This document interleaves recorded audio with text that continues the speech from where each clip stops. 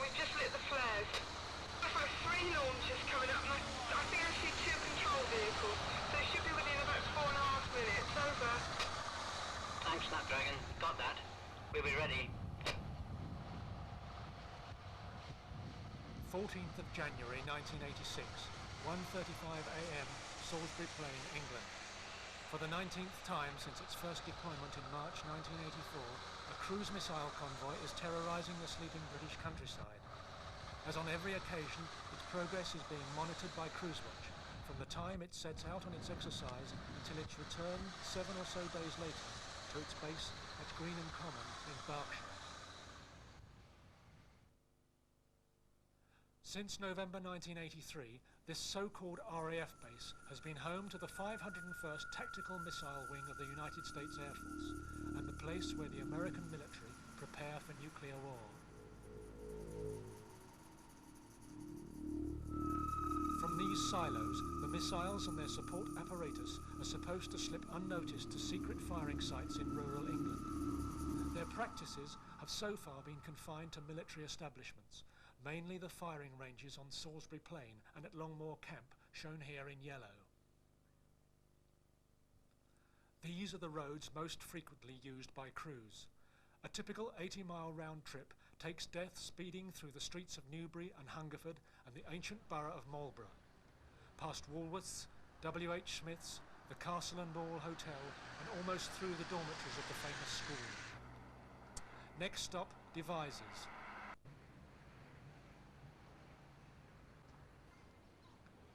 In the picturesque heart of England, doomsday rumbles yards from the slumbering houses on its way to its secret dispersal site.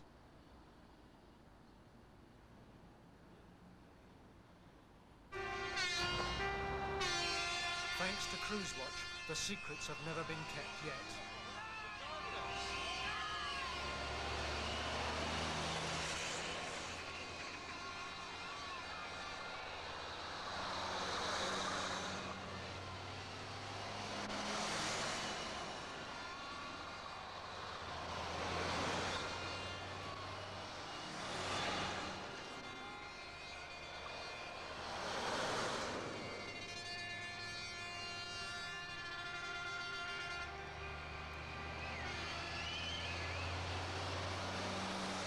A full-flight complement of 16 cruise missiles is carried in a convoy of 22 vehicles plus a massive police escort.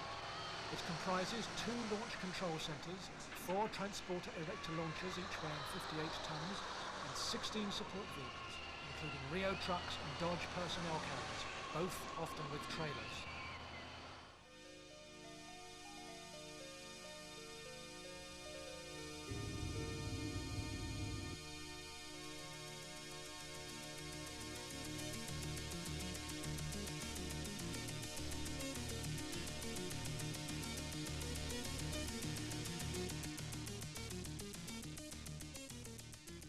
Once Cruise is at its launch site, normally hidden in a wood, Cruisewatch observes its location and its movements night and day, maintaining contact by CB radio until it returns. Across there. The convoy is to the left-hand side of the track, the cops facing north-west, and then the Land Rover, the 2 Land Rovers are over on the track just up there, about where that aircraft is now.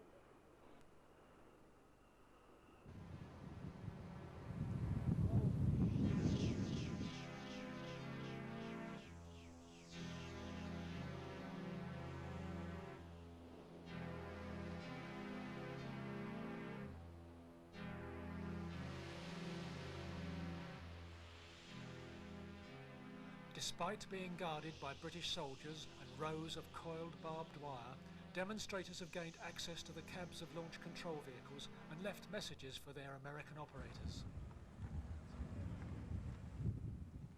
Are they going on their motorcade? Is that what's happening there? Well,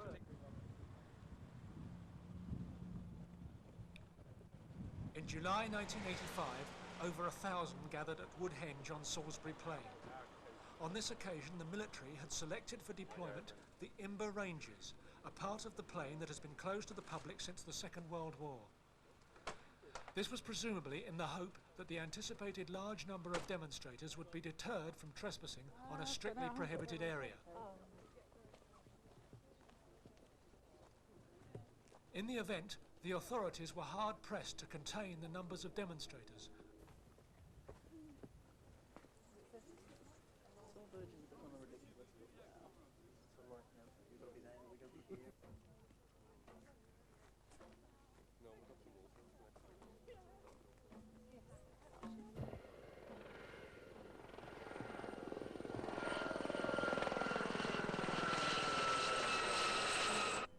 In the course of the afternoon, well over 100 people were arrested and charged. Cruise watchers frequently risk arrest by walking on the thousands of acres of Salisbury Plain taken over by the military for their war rehearsals.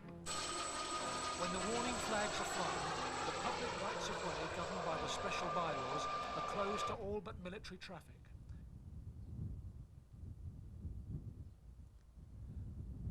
Notices are displayed at village halls on the days when the ranges are not in use.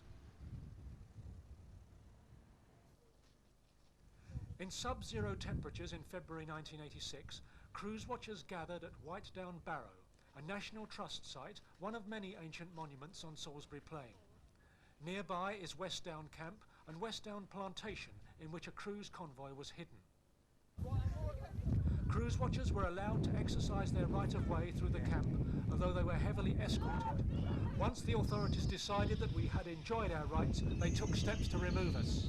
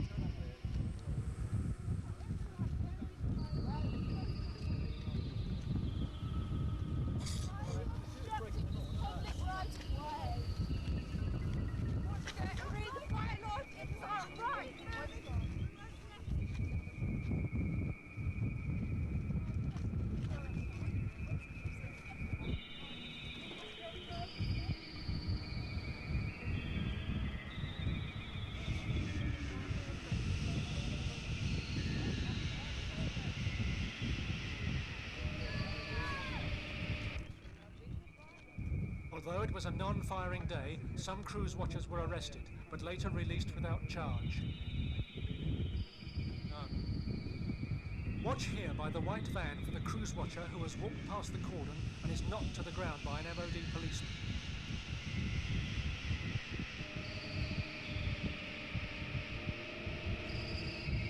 The other police immediately tried to prevent the camera recording her distress, but were unable to stop others going to her assistance.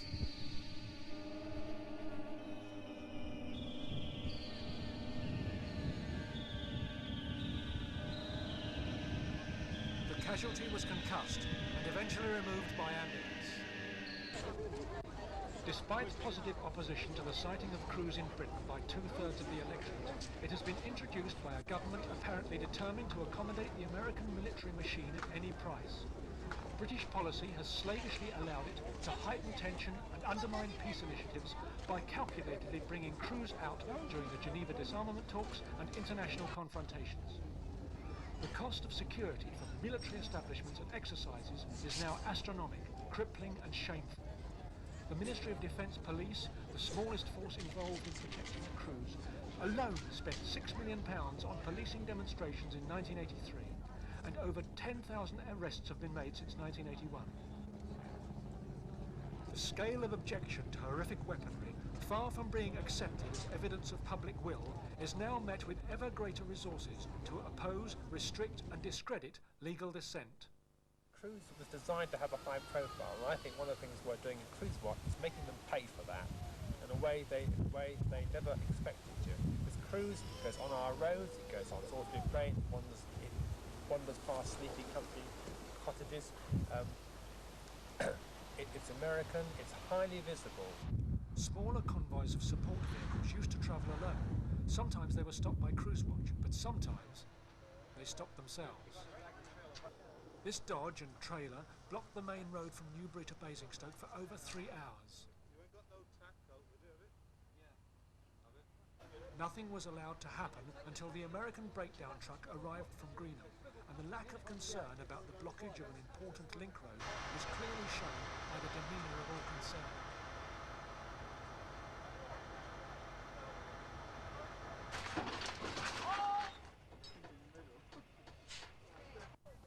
This is the return of another support convoy to Greenham. We got a lorry in front of it.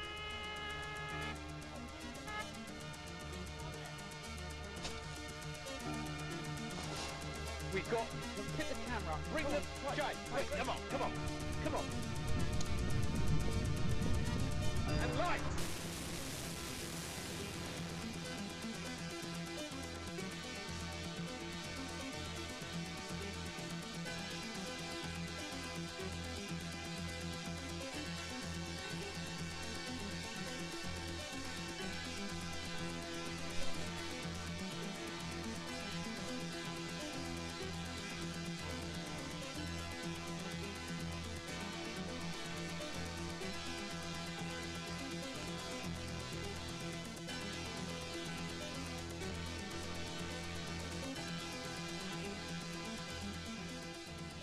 Since this demonstration, support vehicles have always returned in daylight or as part of the heavily policed main convoy.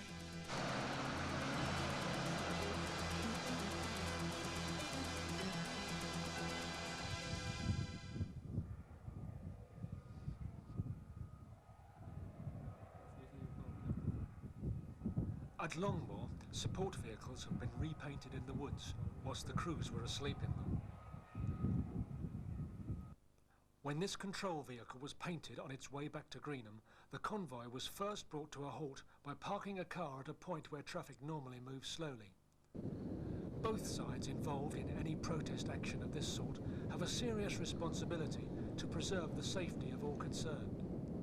But safety is disregarded by some military drivers. Fences have been demolished and pavements mounted on the wrong side of the road by vehicles travelling dangerously fast. These cruise watchers are waiting to follow the convoy to check its speed on this outing. Message to all Herbs. The convoy is now 3 miles north of Bullington.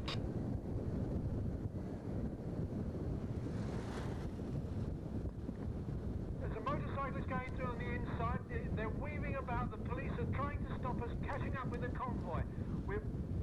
They're weaving in and out of private vehicles. They're all mixed up. We're all doing about 55 miles an hour. We were doing more just now, and the convoy's still pulling away.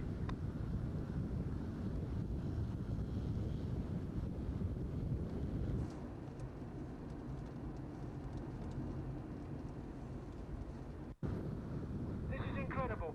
There's 256 megatons of nuclear weapons ahead. There are lorries of 58 tons that we're going past people's homes feet away, and there's ordinary people in cars here all mixed up. It's incredible. There's some protesters on the side here waving. I mean, where do they come from? They're in the middle of nowhere. We're slowing down. They're holding us back again. Can't see any of the convoy vehicles now, only the police. Slowed right up. Try and get past him, Dave. Try and get past him. No, we can't get past. No, I'm okay. He's waving his torch at us. We get through on the left.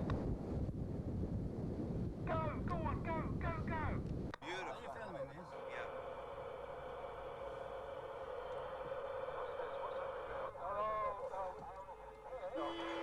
Stop.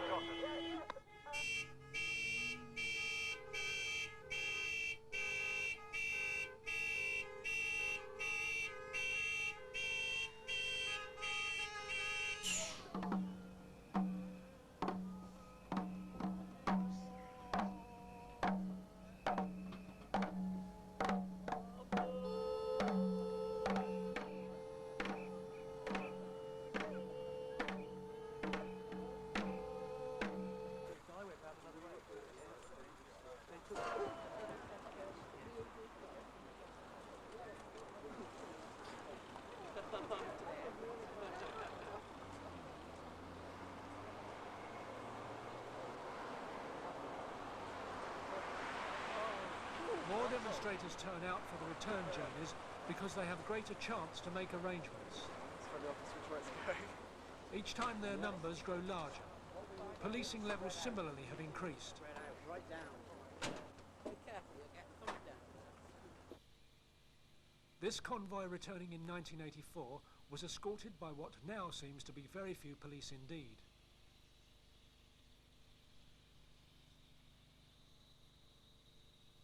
Compare this with the level of police activity as Cruise returns late in 1985. Long before it arrives, the main trunk road is closed just south of Greenham Common in both directions. Now the convoy arrives, escorted by dozens of white vans.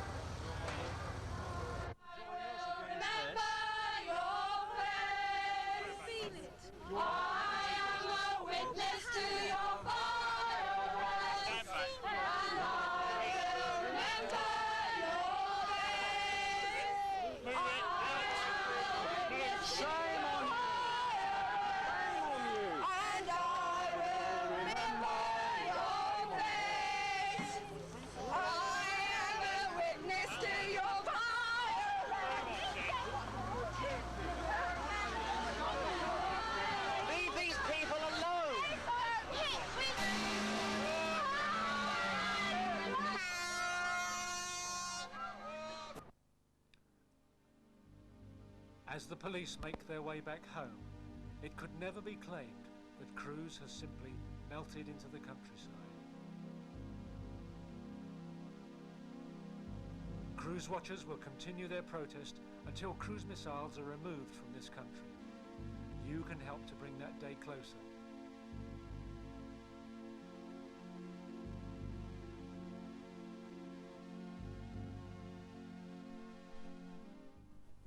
Once while filming at Greenham at dusk, an American driver brought MOD police out from the base to identify a woman whom he accused of throwing paint at his vehicle.